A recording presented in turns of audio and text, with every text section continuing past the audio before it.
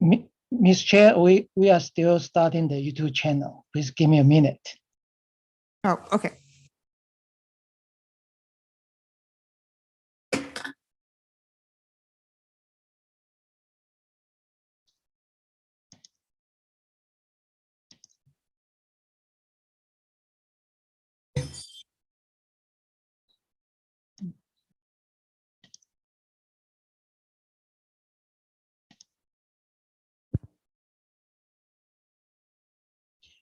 Hi, Chair. We are live.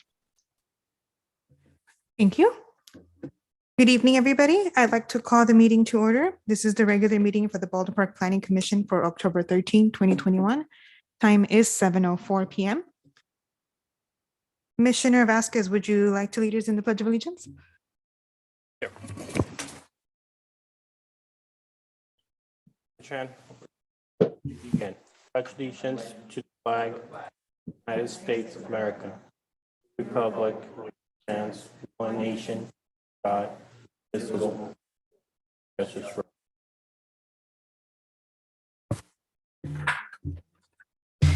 Now, Planning Secretary, will you please do roll call?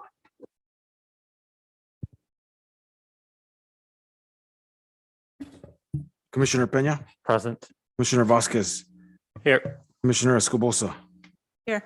Vice Chair Maciel Jr., Here. Commissioner Valenzuela. Here.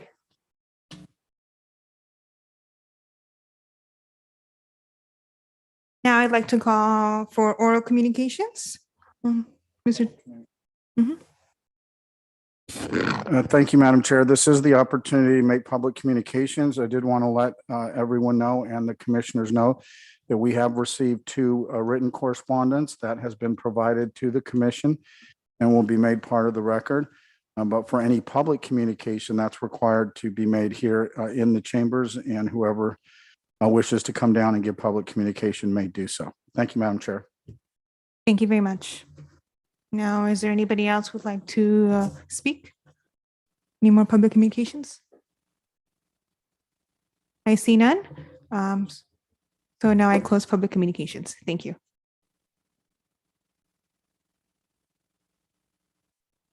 Now we'll go ahead and move on to the consent calendar.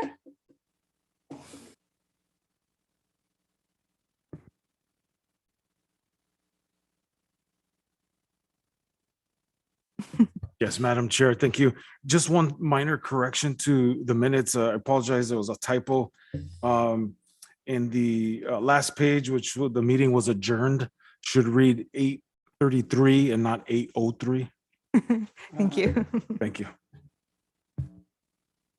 I'll go ahead and motion to move the consent minutes As amended, Commissioner. as amended with the correction of the time. Thank you. And I'll second that.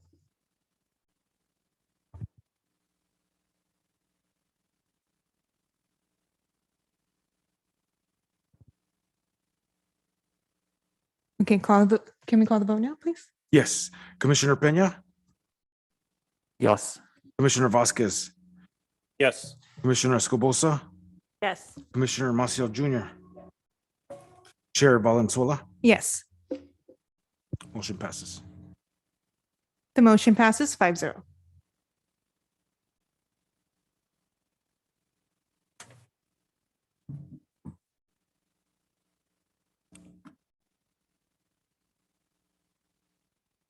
Now, can we go ahead and move on to item number 2? And at this moment, I'd like to open up public hearing.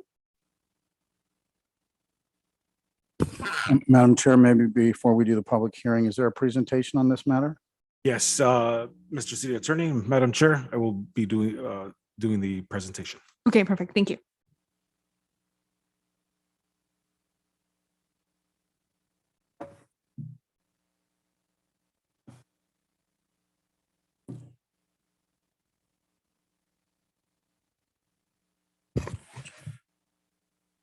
Before we begin, I hope everyone had some coffee before I give this presentation.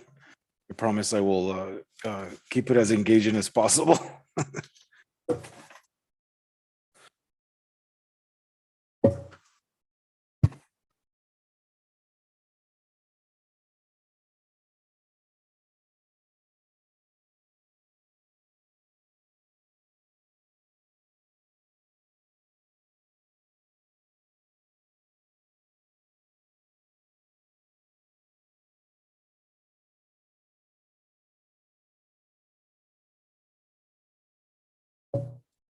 Go ahead, Ron.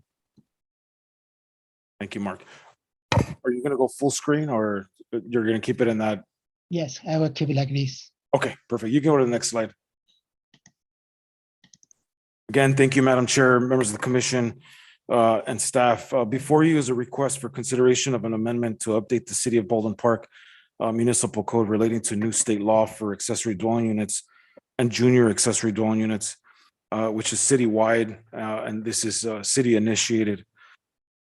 This report requests Planning Commission, again, consideration to recommend that the City Council approve an amendment to update the municipal code related to new state law established by Senate Bill SB 13, AB 68, and Assembly Bill 881 with respect to accessory dwelling units and junior accessory dwelling units.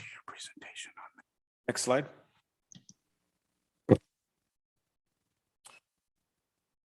I'll wait until you guys. Perfect. Please excuse my mask if it sounds like I mumbled. If you need me to repeat, please let me know. This code amendment before you for recommendation to the City Council is an amendment again to address the various state assembly and Senate bills passed in the last 2 years with respect to accessory dwelling units and junior accessory dwelling units. And just to give you a brief background on where we've been, where we're at and where we are now with respect to ADUs in the City of Baldwin Park. So in November of 2018, the City Council adopted an ordinance to amend the municipal code with respect to ADUs to address the state assembly bills, as I mentioned. And those years were in 2016 and 2017. So we've been dealing with this for a number of years now. It's definitely been an exercise for planners across the state of California in addressing the state's requirements for ADUs. So in that ordinance that the City Council adopted at that time prohibited ADUs for lots for 3 scenarios. And those include ADUs that would front substandard streets. The second one is lots located within 300 feet of a school bus stop. And the other is lots located on a street with permit parking. I want to introduce that. I'm going to come back to that because that's going to be really important as we move forward with our new ADU ordinance in the city.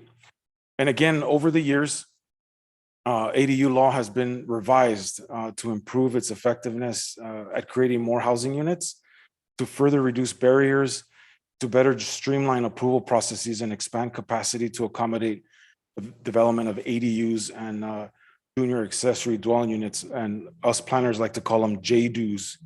So ADUs and JDUs. Next slide.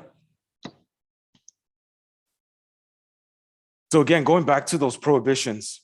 So prohibiting ADUs may only be based on state law. They indicated that cities cannot prohibit ADUs if they cannot make the following findings. Those are based on adequacy of water, sewer service, and impacts on traffic flow and public safety. Any limitations should be accompanied by detailed findings of the fact, explaining why ADU limitations are required and consistent with these factors. And examples of public safeties include severe fire hazard areas, and inadequate water and sewer service. So before I get into this, just a little more detail, for the past 6 months from the beginning of the year, staff and our city attorney have been working with the State Department of Community Development to craft an ordinance in compliance with state law.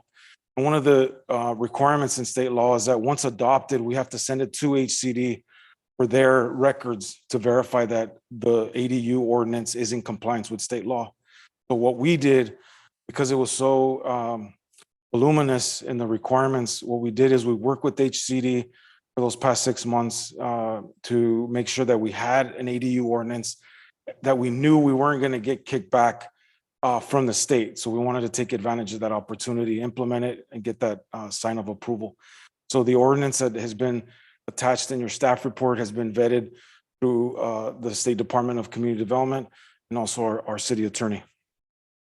So with that, With that section on the prohibiting of the ADUs, the city can no longer prohibit ADUs based on those three items that the city had previously prohibited them. So we have to allow for the development of accessory dwelling units unless we can make those findings, which we cannot. So this ordinance is going to allow essentially ADUs throughout the city. And you're going to see throughout the presentation why ADUs are to be allowed per state law. So the first item is state law prohibits a local agency from establishing a maximum size of an ADU of less than 850 square feet or 1,000 square feet if the ADU contains more than one bedroom and requires approval of a statewide exemption ADU of up to 800 square feet, 16 feet in height, and 4 feet side yard and rear yard setback. So here, when we're looking at ADUs that come to the city, we look at what state exempt. So it can't come through the planning division office for our review. It has to be submitted straight to the building division or plan check. If it's less than 800, if it's 800 square feet or less, and it's no higher than 16 feet in height, and provides 4-foot side yard and 4-foot rear yard.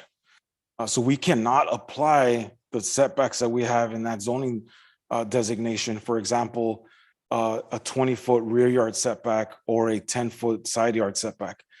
It's an ADU, we have to allow for 4-foot side and rear. No ifs, ands. We have to allow it. The ADU also allows, prohibits the city from requiring any lot coverage or floor area ratio, open space, or minimum lot size that essentially precludes the construction of a statewide exemption ADU. So, give you a perfect example. If you have a lot that is already at capacity, that it is at the brink of either at lot coverage or going to go over, we have to allow a state exempt accessory dwelling unit of 800 square feet. Next slide. I apologize. I'm sure this is better on your screens. This here is essentially a side-by-side of what the existing, the way that the existing code is set up as with respect to let me go, I'm sorry, I can't even read this because the way that the slide is. The existing gives you a breakdown, and at that time that meant state law. And so it gives you an example of what the proposed state law does. Or we had a range of lot sizes, 5,000 square feet or less, and 5,000 between 5,000 and 8,000, and above. And essentially, you see there is 50% of living area of existing dwelling unit up to 6.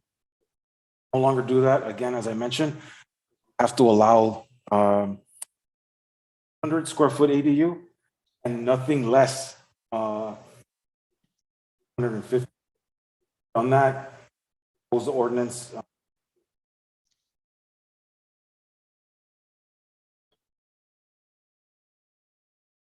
Yes. I have a quick question in regards to the setbacks that you provided right now. You said 4 feet. Yes. So we changed it from 5 to 4, or we're voting on that tonight. That is correct. And that is state law. So for example, let's say you a resident were to come in and do a single family house addition, they would be required to follow the requirements of that zone, which could be more, which could be 5 feet or more.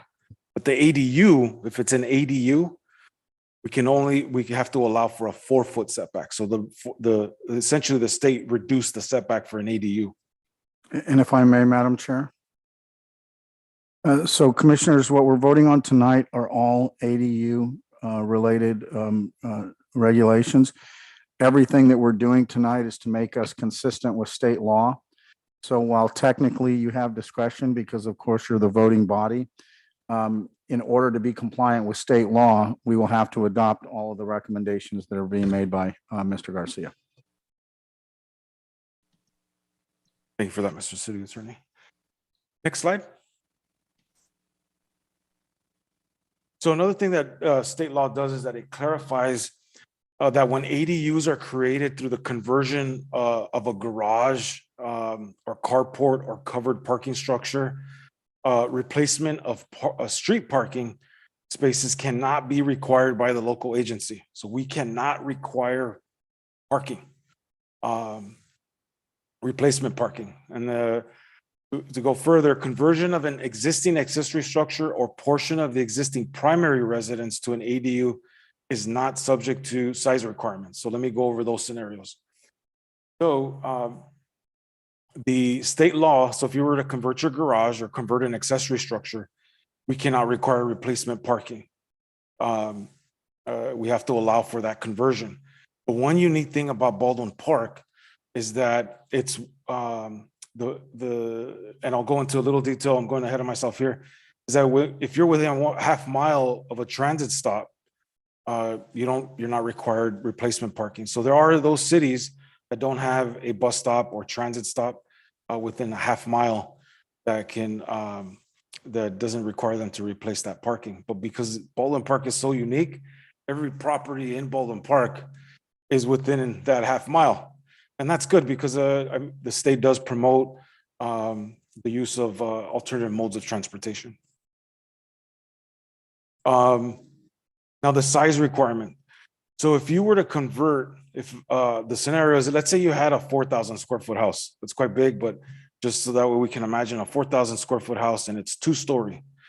State says you cannot limit the size. So you can convert 2,000 square foot of your second story into an ADU. There are no size limitations to that. And that's for the conversion of an existing single family home. There are no maximums there.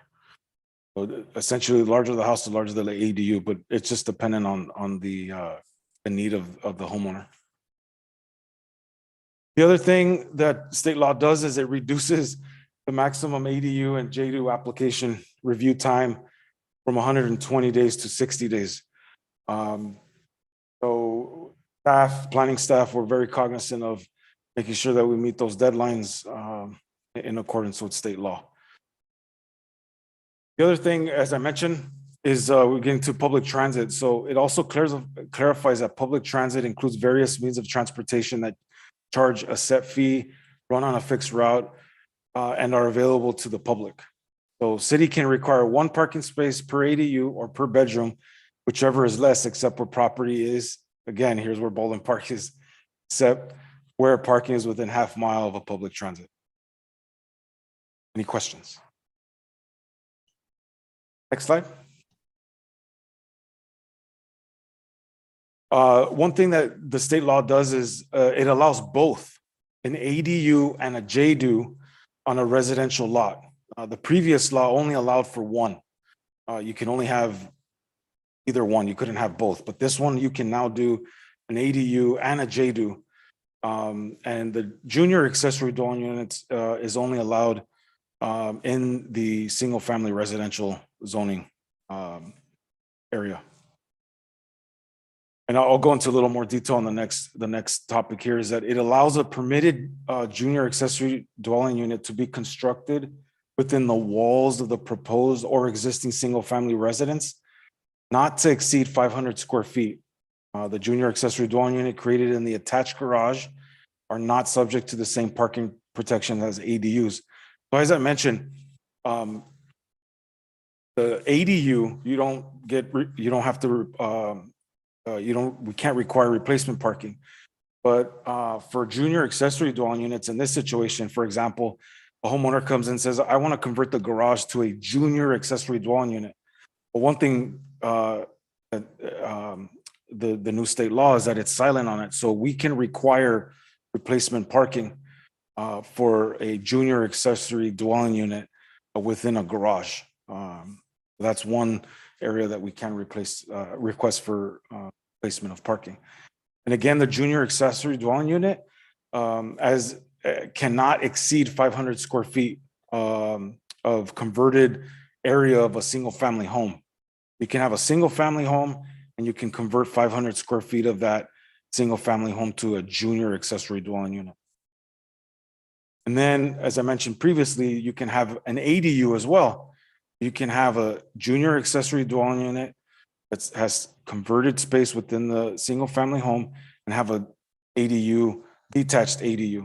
So that's a total of 3 rentable units on a single family residential property.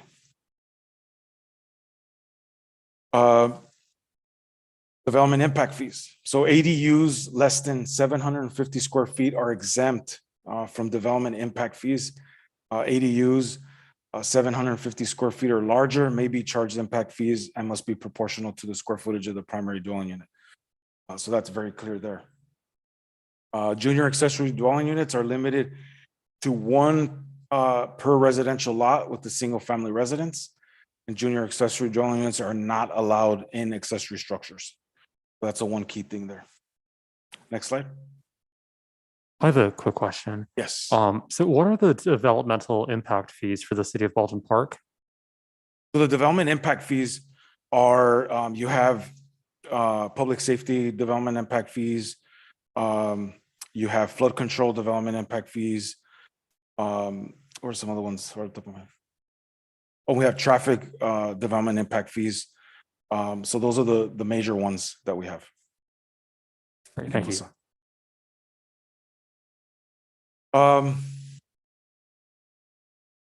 So with multifamily, this is where it gets really interesting. So we have to allow at least 1 ADU to be created within the non-livable space within multifamily dwelling structures. And those include, this is state law, that includes, but not limited to storage rooms, boiler rooms, passageways, attics, basements, and or garages. Have to allow those conversions of those areas into an ADU. And to go further, or up to 25% of the existing multifamily dwelling units within a structure may also allow not more than 2 ADUs on the lot detached from the multifamily dwelling unit structure. So new detached units are subject to height limits of 16 feet, shall not be required to have side or rear setbacks of more than 4 feet. So I'll give you an example. If you have, 16 or 10 multi-family unit complex, and someone can evaluate what the storage rooms are, garages, and convert those, but it's up to 25%, no more, that can be used for converted space. Imagine what that could look like. Next slide. I had a little question about this, if that's okay, Madam Chair. 25%, does that mean that it has to be detached, or you can do 25% of the actual home and just convert it into an ADU, even if it's not attached? No, so it's 25% of the total units. I'm glad you brought that up. So it's 25, not to exceed 25% of the total units of the creation of ADUs of those spaces. So as long as it's not exceeding that. But they still have to be detached. No, this is attached. So if you have a multifamily structure Mhm. that has like 10 units, Yes. and within those 10 units, you have, let's say, a laundry room, or you have a maintenance room, those areas can be converted into ADUs. I see, up to 25% of the total space. Not to exceed, correct. Okay, thank you. The other thing that the state law does is it eliminates all owner occupancy requirements by local agencies. ADUs approved between January 1st, 2020 and January 1st, 2025. That doesn't include JDUs. So the state law essentially allowed for this period of time that we cannot require. So the previous state law said that you can require owner occupancy. So either the owner had to live within the accessory dwelling unit or in the primary home. That was removed. We cannot require owner occupancy. That only lasts, that's going to sunset in 2025. I believe that when that time comes, or before that, I'm sure that's the state is probably going to extend that out, possibly. Again, that doesn't include the junior accessory dwelling unit. So we can we can require owner occupancy for the junior accessory dwelling units. HOAs, they cannot reasonably prohibit ADUs or junior accessory dwelling units. Covenants, which are CCNRs, that either effectively prohibit or unreasonably restrict the construction or use of an ADU or JDU on a lot zoned for single-family residential use are void and unenforceable. We cannot, even a CCNR. So if you live in a HOA, you can do an ADU. You can convert the garage, and those CCNRs are null and void, and any future CCNRs. Here, it also allows local agency to count. This is a positive thing here, in that it allows local agency to count the ADUs and the junior accessory dwelling units as an adequate site to satisfy regional housing needs allocation. So we have a study session on the 27th. We'll go into that. We just released notify that the housing element has been released, and RENA is what is required by the state for each city to satisfy their housing capacity. So the number of units for the next 8-year cycle for Baldwin Park is a little over 2,000 units. So we can count those ADUs that have been approved towards that total number.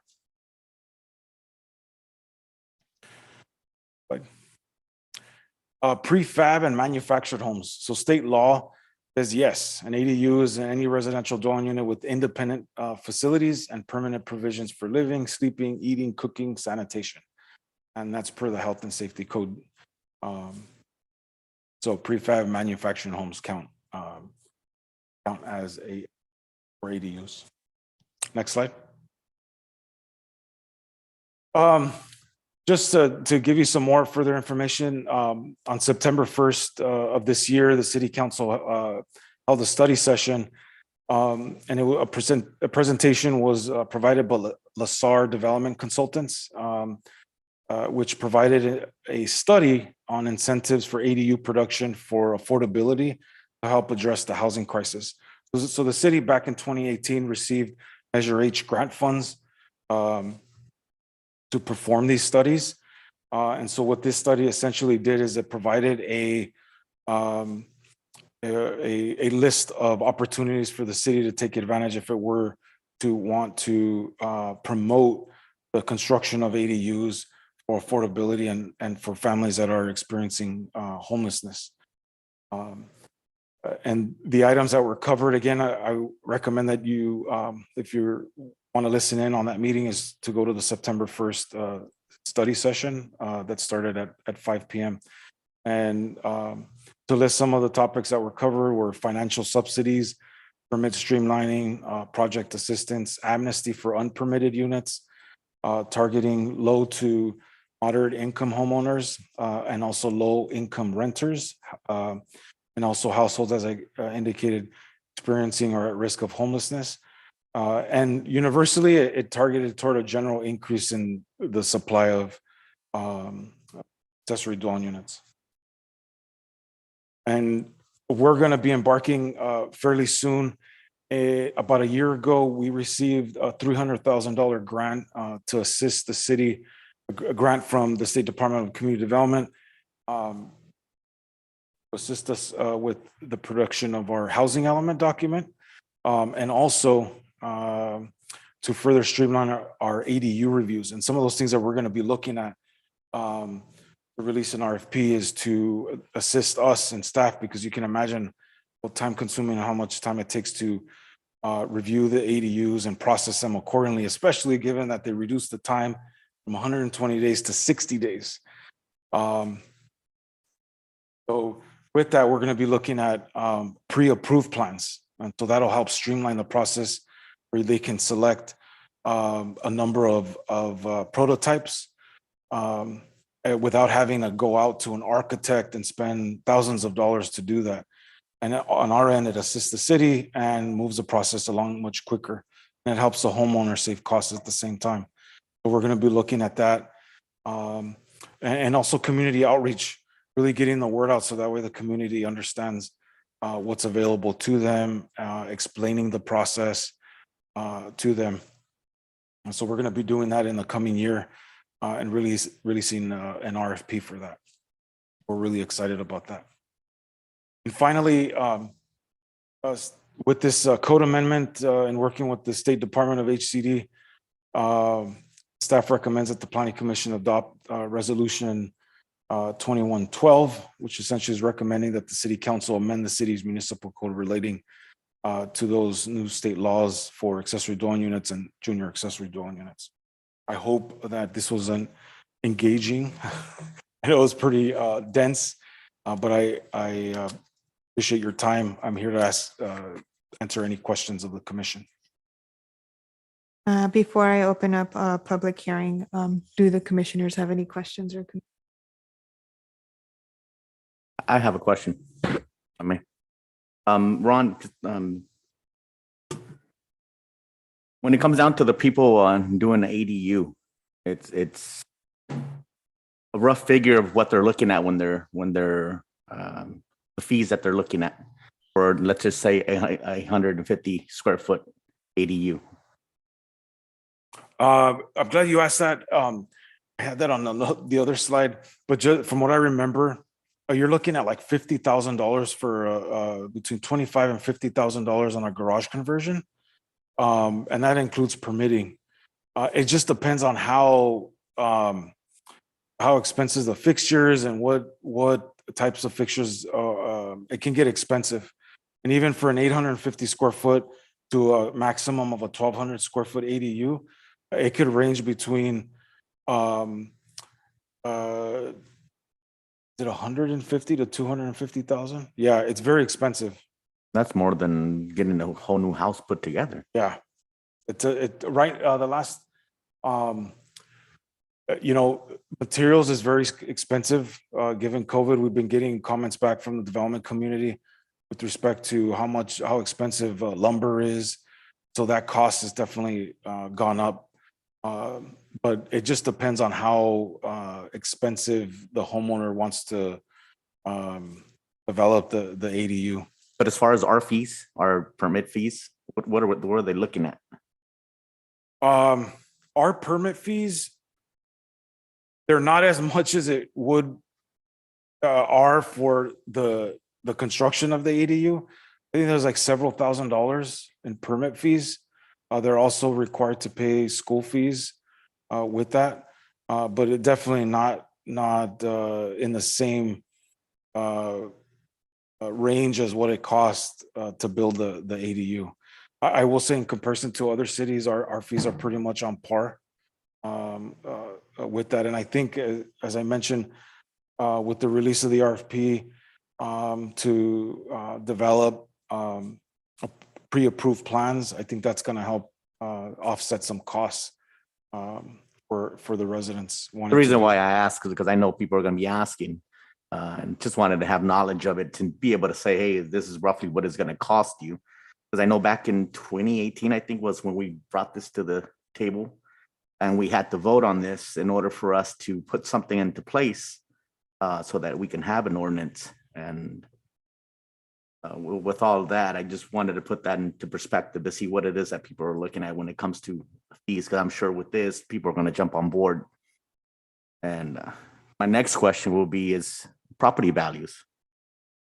With an ADU, do their property values go up? So that means property taxes go up? Yes.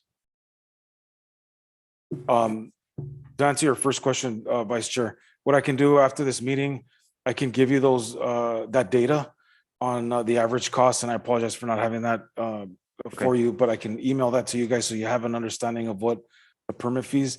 I also want to let the commission know that we as staff, when we come in, we have a data that we provide anyone that's interested in wanting to do an ADU, and it gives you examples of what the cost could be depending on the size, or if it's like a garage conversion. And it gives them a rough estimate of what those fees would be to help them understand what would be required as far as cost and permits. I can email that to you, what we give the community assistance, because that question does get asked all the time. Thank you. Appreciate that. Absolutely. I have a question, a couple questions. I apologize in advance. I'm trying to formulate several thoughts. Will we have access to these plans at any point? The pre-approved plans for the ADUs? Yeah, so that's gonna go through a planning exercise. So when we go through that, that's gonna be a transparent process. The way I envision that process is that there's gonna be some community outreach. There'll be some study sessions with the planning commission. At the end of the day, the commission and the city would have to adopt what is essentially presented and been reviewed by the community and also the stakeholders, the staff, the commission, and also the city council. The next question is, you mentioned that there would be amnesty for homeowners who theoretically have already started building ADUs without going through the city. What is that going to look like? Good question. I don't know what that's going to look like. That study essentially just highlighted policies that the council can further analyze and review as something to look at. An amnesty, the way, I mean, just on the surface could be that allow for some streamlining process, some further assistance, and that could be a nonprofit organization. I am aware that LA County, in the LA County, there is a organization that is teamed up with LA County Regional Planning that helps people process accessory dwelling units, because not everybody's familiar with how to process or go through the red tape of government in the permitting process with building department, the planning division, the fire department. So that's what I envision for that to look like, is to just provide resources to do that. Thank you. Just a few more questions. So I guess just to get a background on this, so is this more just sort of a procedural vote? Because again, it is by state law that we do need to say, I mean, although I'm in favor of it, but technically we would still have to say yes. Is that right? Yeah, so it is a procedural vote, if you will, because we are having to vote. But there is literally no discretion in terms of you being able to make changes to the recommendations, because then we would not be in compliance with state law. So it's something that we have to do as a planning commission. It's for the most part informational based for you, so you know what you're voting on and why we're voting on it. But yes, for the most part, procedural and pro forma. Yes. Great, thank you. That makes sense. And then the second question I had, I think this is more sort of city planning staff. So assuming that this does pass, what do you anticipate just sort of the consequences? And I want to see consequences, I guess, negative consequences for the city of Baldwin Park moving forward with this new amended ordinance, if any? I think the first impact, I think as ADUs are developed over time, the number one thing I think the city is going to see, the residents, is parking. It's going to impact parking. I think that's one of the big things that I think the city is going to see. I think the state's logic for streamlining the process, and as I presented, to make it much easier for the development of ADUs and JADUs, is to address the housing crisis and create affordability within the housing market. So the more units you put out there, the goal is that the cost of housing would come down. That's the nexus the state has mentioned. But again, this is going to take years for us to start seeing that effect. But I think the big one, if not already experiencing, is parking on residential streets. Great. And then overall, would you agree that the benefits of this ordinance or this new proposed amended ordinance outweighs the consequences or the negative consequences? Yeah. Thank you so much. I have a couple more questions. So the ADU numbers count towards the RENA requirement for the city, which helps the city meet a I'm having trouble hearing you. I'm so sorry. So the ADU numbers count towards the city's requirement for RENA. Has there been any conversation about creating financial incentives for some of these homeowners on very large lots to build ADUs? That's that was one of the topics that were highlighted in the study. And as we prepare to take this to the city council, there's some additional requests from the city council to provide some further information, especially with property tax.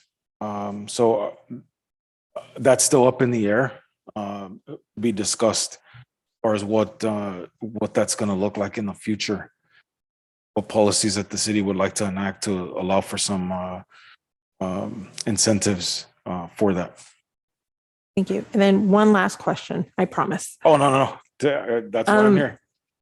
What are some of the strategies being discussed to address the increased traffic flow that this is going to result in?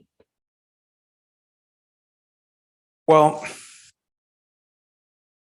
there is going to be, I mean, you're obviously densifying neighborhoods by adding these accessory dwelling units and JADUs. But traffic and our conversations with the state, quite frankly, they're saying, well, the state is promoting for residents to use alternative modes of transportation. They really kind of shut the door on us with respect to the argument of how it's going to affect those neighborhoods, especially, and we went through an exercise with the state on the uniqueness of the city with respect to the fact that they have we have a lot of substandard streets in the city. That's going to impact parking. Their immediate response was, the state wants people to use public transportation. So I'll leave it there in that he didn't give us much wiggle room to do that. Now, even further, once we get past this ordinance, if the city were to endeavor on a traffic study, they're very costly. But in order to make those findings that I pointed in the presentation, those have to go to state HCD and they have to approve that. And so we would have to do a comprehensive traffic analysis throughout the city to show if there are negative impacts to that. And that's just on the surface, not to get technical on what the traffic study would analyze. But at the end of the day, from our conversations from HCD, they have to be bulletproof. And I think the jury's still out on that one, if it is that the city got to a point. But I also want to add that in conversations with HCD, it's a 50-50. You can spend $300,000 on a traffic study to analyze traffic flow and the impacts of ADUs throughout the city. And there's no guarantee that the state would honor it. I hope that helps. I know it's definitely, I think the ADUs, as you notice, we've been going through this since 2016. And I think this is not the end. I think there's going to be further changes as we move along. I think it's just going to continue to evolve. There are a lot of cities that haven't, especially those cities that are near fire, especially on the hillsides, like, Sierra Madre, Duarte, Covina, that have hillside fire hazard. Those are going to be the ones that can probably make that finding. But anything else, no, I'm not aware that any other cities have done that.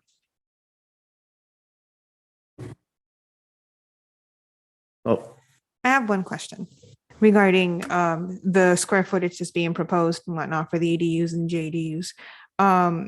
Is this going to be essentially the square footage that's also being proposed for any new homes that are being built in the city? No, absolutely not. No. Okay, just wanted to make sure on that because those are small space. Yeah.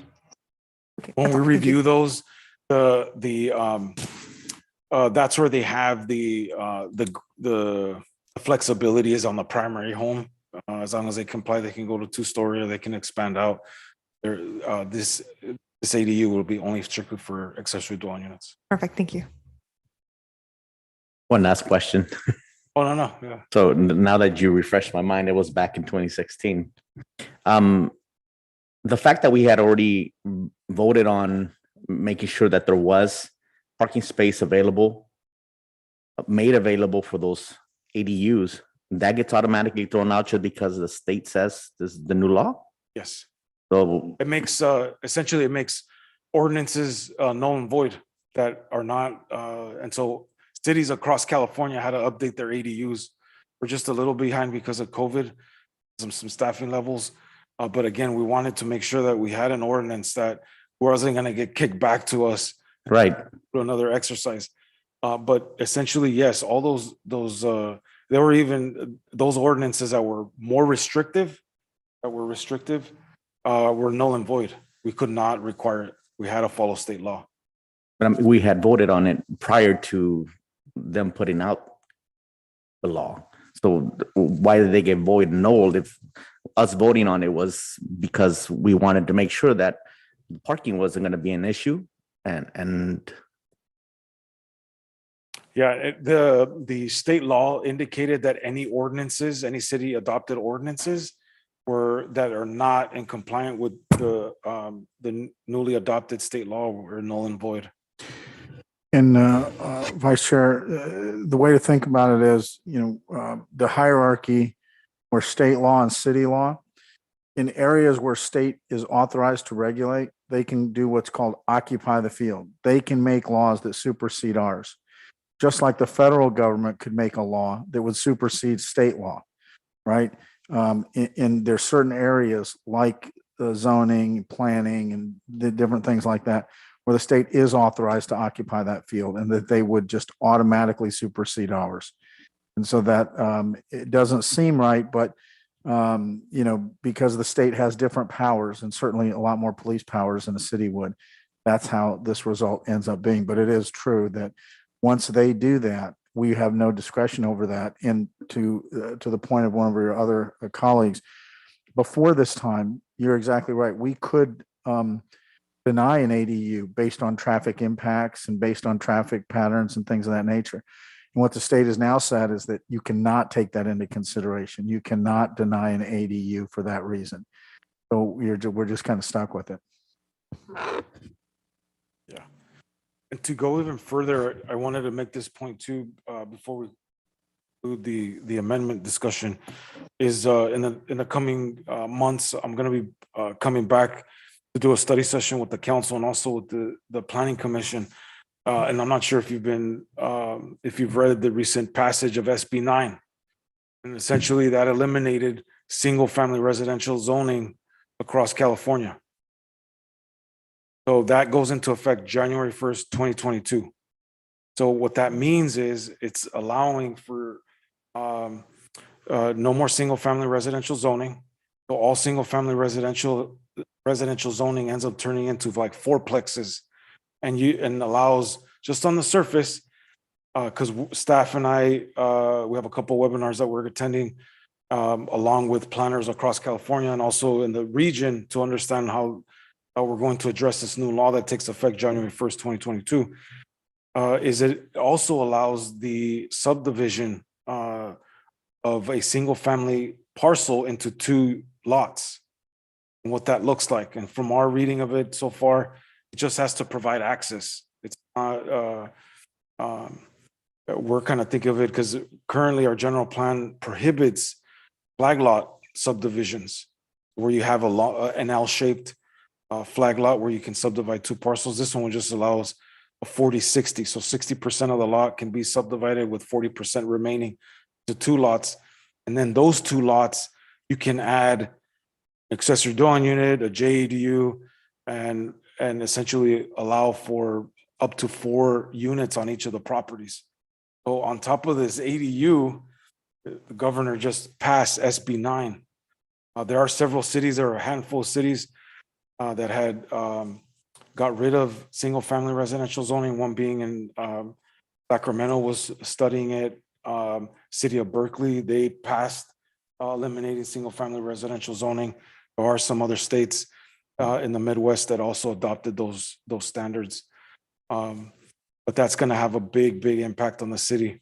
So I'm going to be presenting a presentation to the council so that way they're aware what this impact is going to be to the city. So we'll be coming back on that.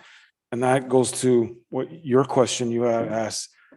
State passed this law, we have to comply with it. No, I totally understand. It's just Yeah. that what I don't understand is why would they supersede on something we've already established and voted on as an ordinance prior to it made actual state law. We did that before. So that's where I have the problem, where there was a restriction as far as the parking and also the lot size.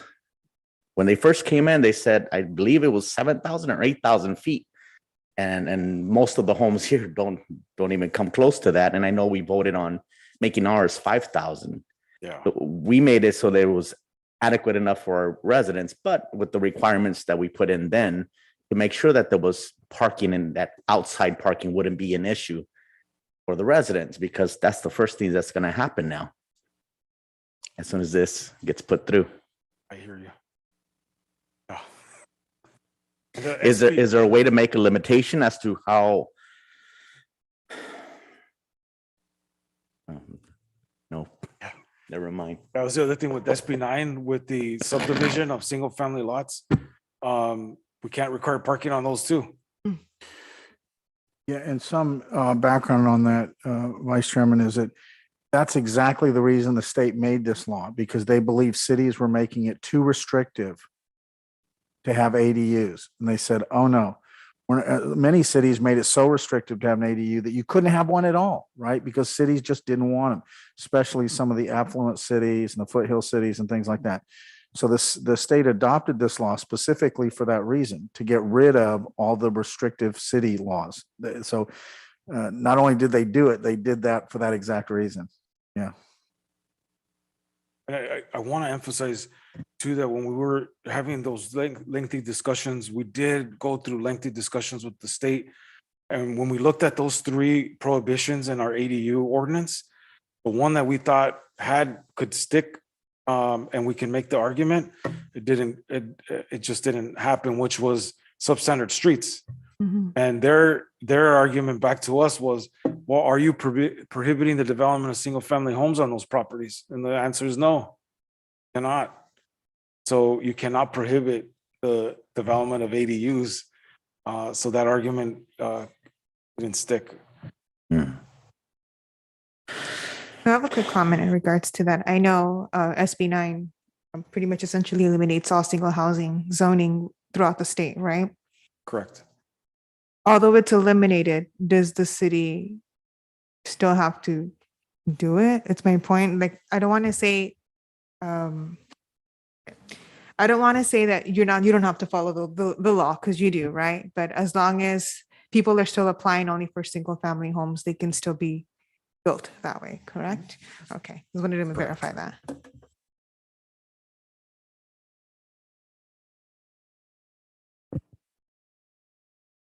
All right, any other comments, concerns, regards? Okay. All righty, so then I will now open the public hearing for item number 2. Any in favor of the item? Any opposed or against? I see none, seeing no speakers, I will now close the public hearing.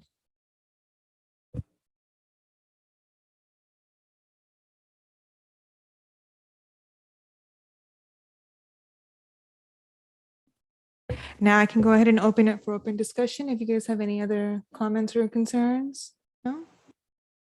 Okay, I see none. Then I'll go ahead and move forward to the vote. And a motion as well, please. Before we move it forward, Council, is there any suggestions you can give as far as what can be done in a situation like this, where I'm leaning more towards no on this, only because of the parking that's going to be an issue on this. I'm thinking forward, future-wise, this is going to be an issue for us, and why not nip it in the butt now before it becomes that issue? Well, the only thing that you could do, of course, is you could vote no, and then we would have to challenge state law in court, in litigation. So we'd have to go after the state on something like this, which would be extraordinarily Yeah. expensive. So while you have that limited option, you truly don't have an option. Much of a say. Yeah, because otherwise, you're buying yourself a lawsuit is what you're doing. Yep. May I add? So I guess in this matter would be that we'd have to reach back out to our state elected officials to revisit this law. Yes, of course, that's always an option, right? Lobbying and to be able to speak with, our senator, our assembly member, Mhm, other members of the state legislature. mhm, But seeing as though this has already passed the state, that's why we have this. mhm, Those discussions probably have already occurred, mhm. and they probably have negotiated and compromised, and this is what they ended up with. But of course, that's still an option at any point to do that. Thank you. Okay. Then we'll now go ahead and move on for motion. I'll go ahead and motion it. I'll second. Can we do vote, please? Yes, well, that was a second, Commissioner Escobosa. Yes. Okay, Commissioner Peña, Yes. Commissioner Vasquez, Yes. Commissioner Escobosa, Yes. Vice Chair Maciel Jr., Yes. Chair Valenzuela. Yes. Motion passes 5-0. Thank you.